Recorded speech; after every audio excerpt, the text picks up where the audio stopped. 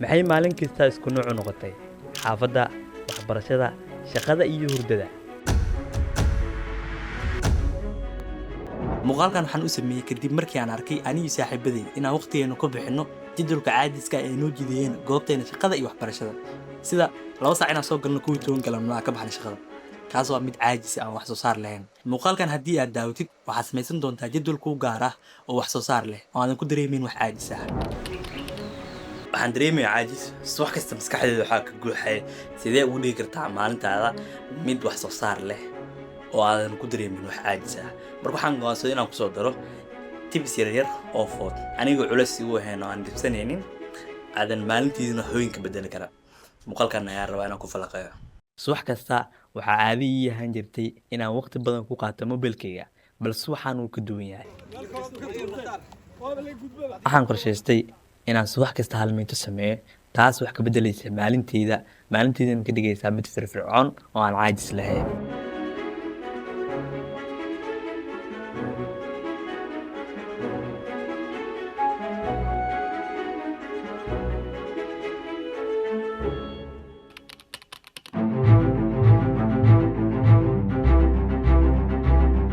maanta energy oo ku duuya maalmihii hore waa subaxnimo hadda ayaan socdaa shaqada.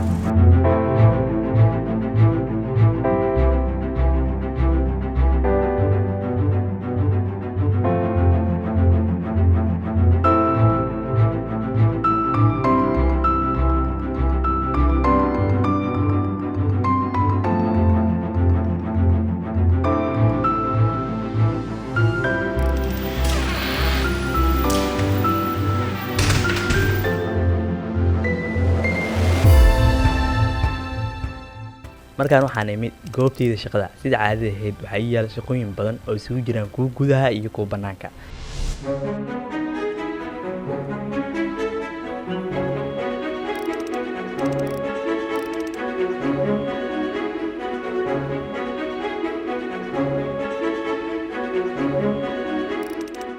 saaxiib soo dhawaada maanta anay la shaqeynaysiin gudaha ma joogin xafiiska ma joogin editing ku jiray maanta halkan waxaan joogaa inaan doono wadaag waxay la doon kaamilmaan qaas ah alcadaala inaan shaqada wadaagana already meeshaan maanta setup noo saar Canon 5D oo laba xabbe kaamiro cusub oo maanta ku doono xawaaye kaamira R6 you know.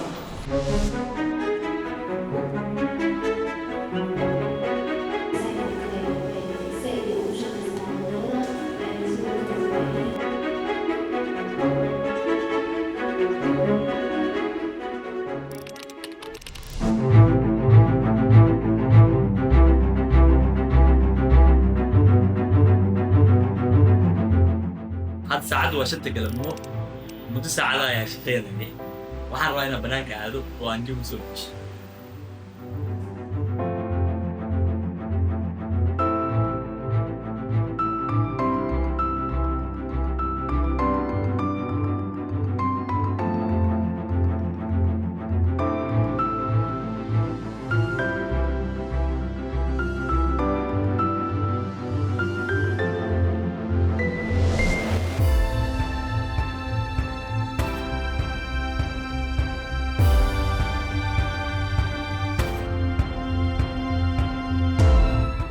halka taaganahay waa bartamaha magaalada caawa shaqada ciyo ka soo baxay waxaan aad u jeclaystay dadka wadada leerarka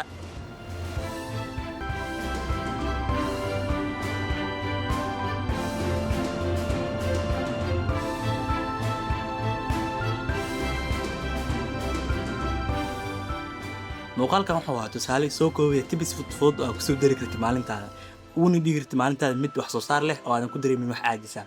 waxaan rajayn doonaa muuqaalkan markaad daawatid inaad samaysan doontid jadwal adiga ku gaar ah oo wax soo saar leh. nabadgelyo.